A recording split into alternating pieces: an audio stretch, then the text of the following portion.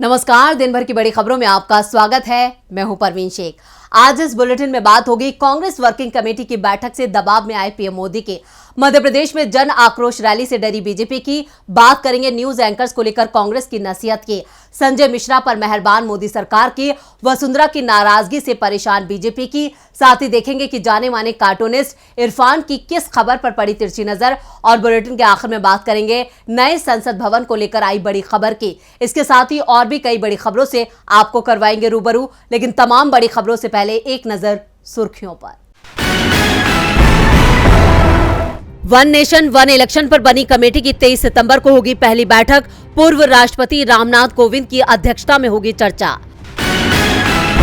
अमित शाह के बिहार रैली में दिए बयान पर सीएम नीतीश का करारा जवाब। कहा, अमित शाह कुछ भी बोलते हैं, हम उन लोगों की किसी बात पर ध्यान नहीं देते। सीएम अरविंद केजरीवाल ने शहीदों की शहादत पर पीएम मोदी पर साधा निशाना। कहा, 4 दिन हो गए अनंतनाग में शहीद हुए जवानों को, लेकिन पीएम ने संवेदना का एक शब्द नहीं कहा। महिला पहलवान मामले में राव एवेन्यू कोर्ट में हुई सुनवाई। पुलिस ने कहा, बीजेपी सांसद बृजभूषण को निगरानी समिति ने नहीं किया दोष मुक्त। 23 सितंबर को होगी अगली सुनवाई। ये तो थी सुर्खियां और अब बात आज की सबसे बड़ी खबर की। कांग्रेस वर्किंग कमेटी की पहली बैठक आज से हैदराबाद में शुरू हो चुकी है। यह बैठक कांग्रेस के लिए काफी खास है क्योंकि लोकसभा चुनाव 2024 से पहले इसी साल 5 राज्यों में विधानसभा चुनाव हैं। आगामी चुनावों के अलावा सीडब्ल्यूसी में मौजूदा राजनीतिक हालात पर भी चर्चा होनी है। हैदराबाद में हो रही इस बैठक से मोदी सरकार चिंता में नजर आ रही है। 3 दिन तक चलने वाली कांग्रेस की बैठक में पार्टी के तमाम दिग्गज नेता शामिल होने हैदराबाद में जुटे हैं। आज सुबह से ही पार्टी अध्यक्ष मल्लिकार्जुन खड़गे, पार्टी की नेता सोनिया गांधी और राहुल गांधी हैदराबाद पहुंचे। बैठक ताज कृष्णा होटल में शुरू हुई। सबसे पहले पार्टी के शीर्ष नेताओं की उपस्थिति में मल्लिकार्जुन खड़गे ने ध्वजारोहण किया। पिछले महीने मल्लिकार्जुन खड़गे द्वारा 84 सदस्यीय कार्य समिति का पुनर्गठन किए जाने के बाद ये पहली बैठक है। बैठक में राजस्थान, मध्य प्रदेश, छत्तीसगढ़, तेलंगाना और मिजोरम में आगामी विधानसभा चुनावों को लेकर विचार विमर्श शुरू हो गया। बैठक से पहले कांग्रेस की पूर्व अध्यक्ष सोनिया गांधी ने कहा, तेलंगाना के लोगों से हमने एक वादा किया था और उसे पूरा भी किया। कांग्रेस हमेशा तेलंगाना के लोगों की आकांक्षाओं के साथ खड़ी रही है। अब प्रदेश को विकास और समृद्धि के एक नए युग में ले जाने का समय आ गया है। कांग्रेस कार्य समिति तेलंगाना और पूरे देश के लोगों के लिए विकास का एक नया अध्याय लिखने के लिए तैयार है। तो वहीं पार्टी अध्यक्ष मल्लिकार्जुन खड़गे ने कहा कि कांग्रेस ने हमेशा देश के लोकतंत्र, सामाजिक न्याय, प्रगति और समानता के लिए लड़ाई लड़ी है। हम राष्ट्रीय अखंडता और विविधता में एकता के लिए अपनी लड़ाई जारी रखेंगे। बैठक को लेकर पार्टी के महासचिव केसी वेणुगोपाल ने कहा कि 5 राज्यों में आगामी चुनावी तैयारियों और इंडिया गठबंधन पर चर्चा एजेंडे में है। कार्य समिति रविवार 17 सितंबर को सभी राज्य पार्टी प्रमुखों और कांग्रेस विधायक दलों के नेताओं के साथ एक विस्तारित सत्र में विचार विमर्श जारी रखेगी। बैठक में कांग्रेस शासित राज्यों के मुख्यमंत्रियों समेत 140 से ज्यादा नेता शामिल होंगे। पार्टी 17 सितंबर की शाम को हैदराबाद के पास एक बड़ी रैली करेगी। सीडब्ल्यूसी की इस बैठक पर पीएम मोदी की नजरें टिकी हैं। नजरें तो बीजेपी सरकार की जन आक्रोश यात्रा पर भी हैं। मध्य प्रदेश में बीजेपी जन आशीर्वाद यात्रा निकाल रही है, जिसके जवाब में कांग्रेस ने जन आक्रोश यात्रा निकालने का ऐलान कर दिया है। कांग्रेस के इस ऐलान से राज्य का सियासी तापमान काफी बढ़ गया है। क्या है पूरी खबर, देखते हैं ये रिपोर्ट। मध्य प्रदेश में इस साल के आखिर में विधानसभा चुनाव होने हैं। चुनावों को लेकर बीजेपी कांग्रेस ने कमर कस ली है। कांग्रेस ने बीजेपी के खिलाफ मोर्चा खोल दिया है। कांग्रेस बीजेपी की जन आशीर्वाद यात्रा के बदले अब जन आक्रोश यात्रा निकालने जा रही है। ये यात्राएं 19 सितंबर से शुरू होंगी। राजधानी भोपाल में एमपी कांग्रेस प्रभारी रणदीप सुरजेवाला और पूर्व सीएम कमलनाथ ने इसकी जानकारी दी। रणदीप सुरजेवाला ने कहा कि जन आक्रोश यात्रा अलग अलग जिलों से निकलेगी। इसके लिए 7 नेताओं को जिम्मेदारी दी जाएगी। यात्रा करीब 11,000 किलोमीटर का सफर तय करेगी। इसके साथ ही कांग्रेस प्रभारी ने कहा कि हम 500 रुपए में गैस सिलेंडर, 100 यूनिट मुफ्त बिजली और 200 यूनिट तक 50% सब्सिडी देने का वादा कर रहे हैं। कांग्रेस की सरकार बनने पर राज्य में महिलाओं को 1500 रुपए महीना और किसानों को 5 हॉर्स पावर तक मुफ्त बिजली प्रदान की जाएगी। इसके साथ ही मध्य प्रदेश में पिछड़े समुदायों को 27% आरक्षण और जाति आधारित जनगणना की जाएगी। दूसरी ओर प्रदेश कांग्रेस के अध्यक्ष कमलनाथ ने कहा कि अब बीजेपी का मूल चेहरा खो गया है। आज बीजेपी बनावटी, दिखावटी, सजावटी और मिलावटी हो गई है। विधानसभा चुनाव को एमपी के भविष्य का चुनाव बताते हुए उन्होंने कहा, हम जनता को सावधान करना चाहते चाहते हैं। सनातन धर्म को लेकर चल रहे विवाद पर कमलनाथ ने कहा कि क्या आपको याद है कि 2019 के चुनाव में राष्ट्रवाद और सर्जिकल स्ट्राइक थी, मानो उन्होंने धर्म की एजेंसी ले ली हो। लोगों को समझना चाहिए कि बीजेपी आने वाले 3 महीनों में चर्चा से बचने के लिए ध्यान भटकाने की कोशिश करेगी। एमपी में कांग्रेस की बढ़त से बीजेपी दबाव में है। दबाव में तो गोदी मीडिया के 14 न्यूज एंकर्स भी नजर आ रहे हैं। इन एंकर्स पर इंडिया गठबंधन के बैन पर आज कांग्रेस की तरफ से भी एक बड़ा बयान सामने आया है। तो क्या कहा है कांग्रेस ने, देखते हैं ये रिपोर्ट। इंडिया गठबंधन ने टीवी चैनलों के 14 एंकरों का बहिष्कार कर दिया है। लिस्ट में तमाम बड़े टीवी चैनलों के दिग्गज एंकर शामिल हैं और अब इस बात के संकेत भी इंडिया गठबंधन की ओर से दे दिए गए हैं कि ये उन एंकरों को चेतावनी है जो देश में नफरत का एजेंडा फैला रहे हैं। ये काम बंद होना चाहिए। फिलहाल 14 एंकरों के शो का बहिष्कार किया गया है। अगर जरूरत पड़ती है तो एंकरों की दूसरी लिस्ट भी जारी की जाएगी और दूसरी लिस्ट भी 1 हफ्ते में आ सकती है।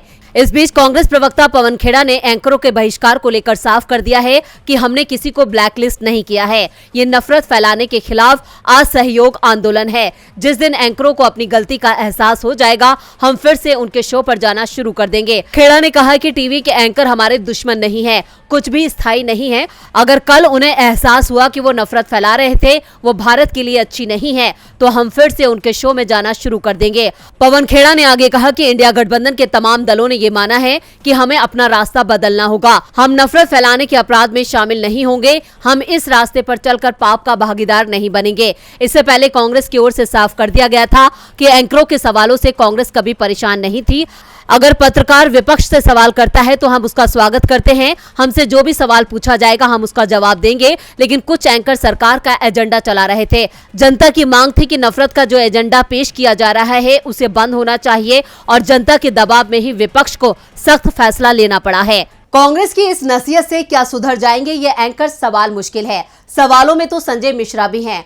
पूर्व ED director Sanjay Mishra PM Modi के सबसे चहेते अधिकारी थे। जहां भी मोदी सरकार मुसीबत में फंसती थी, संजय मिश्रा एक्शन में आ जाते थे और साथ में एक्टिव हो जाती थी ईडी की पूरी मशीनरी। जो नेता सत्ता से सवाल पूछता था वो ईडी की नजर में आ जाता था और फिर ईडी की कार्रवाई शुरू हो जाती थी। लेकिन अब खबर है कि रिटायरमेंट के बाद संजय मिश्रा की दूसरी पारी जल्द शुरू हो सकती है। मोदी सरकार पूर्व ईडी के डायरेक्टर संजय मिश्रा को अपने पद पर बनाए रखना चाहती थी। इसके लिए हर जतन किए गए, लेकिन सुप्रीम कोर्ट ने साफ कर दिया कि अब और नहीं, संजय मिश्रा को जाना होगा।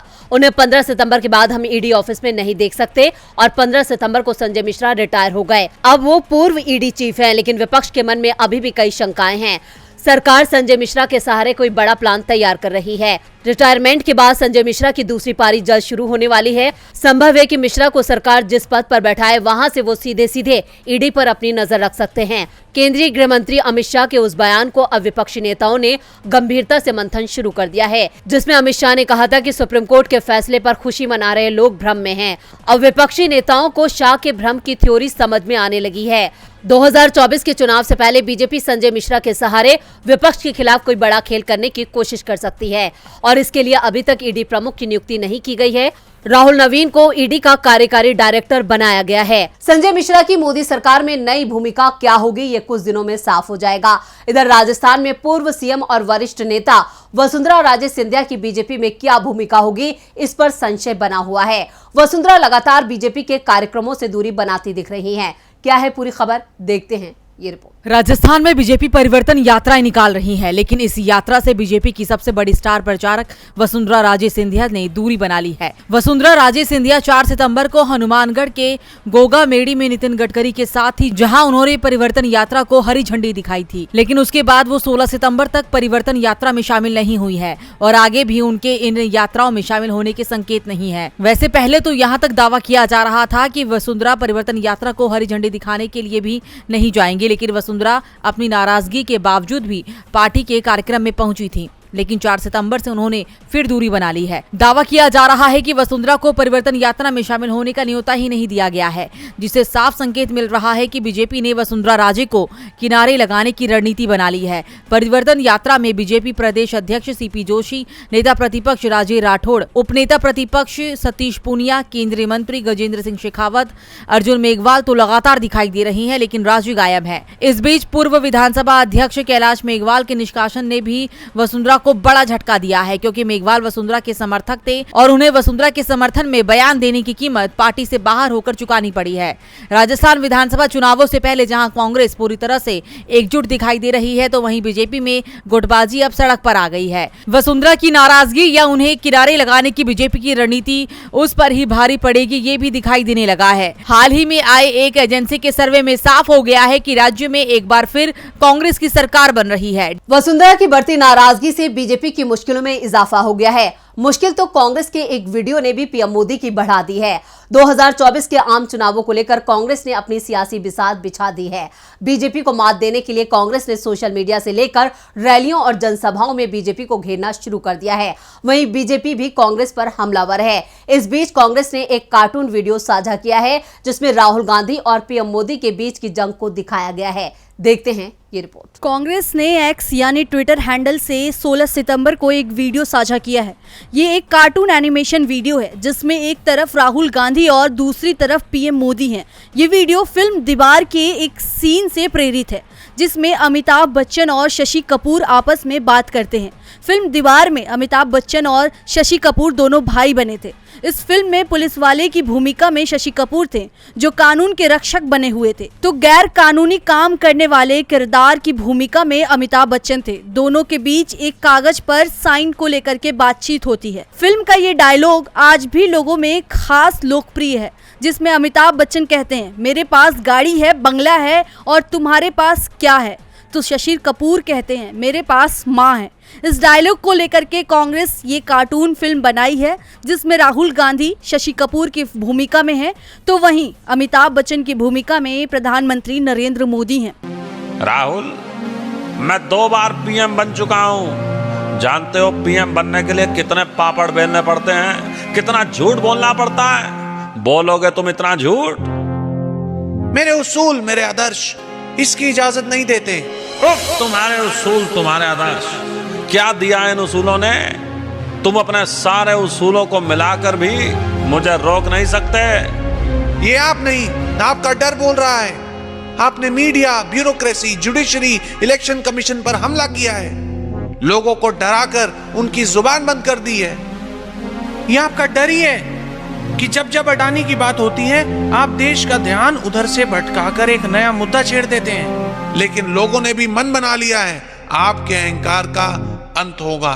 बीजेपी आईटी सेल के प्रमुख अमित मालवीय ने कांग्रेस के इस वीडियो में नॉर्थ ईस्ट को हटाकर दिखाया गया भारत के अधूरे नक्शे को लेकर के तीखा हमला बोला है। उन्होंने कहा कि भारत को टुकड़े टुकड़े करना राहुल गांधी का अघोषित एजेंडा है। अमित मालवीय के इस बयान से साफ है कि इस वीडियो ने बीजेपी की पोल खोल दी है, जिसके जवाब में बीजेपी ने भी ऐसे ही वीडियो साझा किया है, जिसमें राहुल और मोदी के बीच के डायलॉग बदल दिए गए हैं। यानी सोशल मीडिया पर फिर से बीजेपी और कांग्रेस में ठन गई है। राहुल गांधी के बाद देखते हैं कि जाने माने कार्टूनिस्ट इरफान की किस खबर पर पड़ी तिरछी नजर।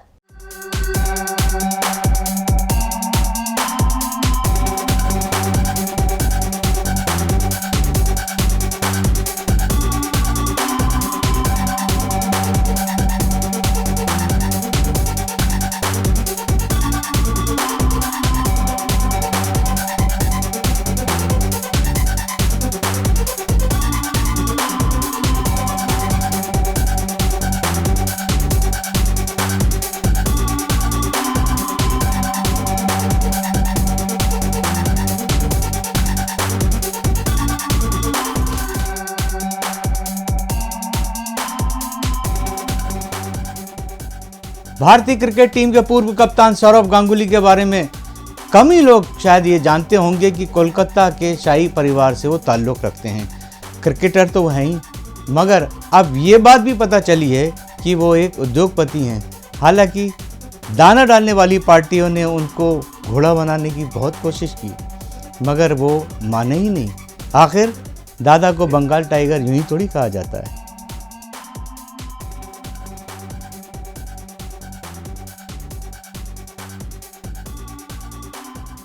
बहुत बहुत शुक्रिया इरफान जी। और बुलेटिन के आखिर में बात नए संसद भवन की। संसद का विशेष सत्र 18 सितंबर से शुरू हो रहा है। इसको लेकर सरकार तैयारियों में जुटी है। वहीं अमृतकाल के दौरान बुलाए गए संसद के विशेष सत्र से पहले सरकार नए और पुराने दोनों संसद भवनों में रिहर्सल में जुटी है। सभी मंत्री कहां बैठेंगे, किसे कौन सा कमरा मिलेगा, सत्र के दौरान क्या कुछ होगा, इसे लेकर तैयारियां चल रही हैं। साथ ही इस सत्र में सरकार अहम बिल लाने की कोशिश भी करेगी। देखते हैं ये खास रिपोर्ट। मोदी सरकार ने संसद का विशेष सत्र बुलाया है। यह सत्र बेहद खास होने वाला है क्योंकि इस बार सांसद पुराने भवन में नहीं बल्कि नई बिल्डिंग में बैठकर देश के भविष्य को लेकर चर्चा करेंगे। नए संसद भवन के लिए यह पहला सत्र होगा, इसलिए सभी व्यवस्थाओं और सुविधाओं को परखने के लिए 2 दिनों तक रिहर्सल की गई।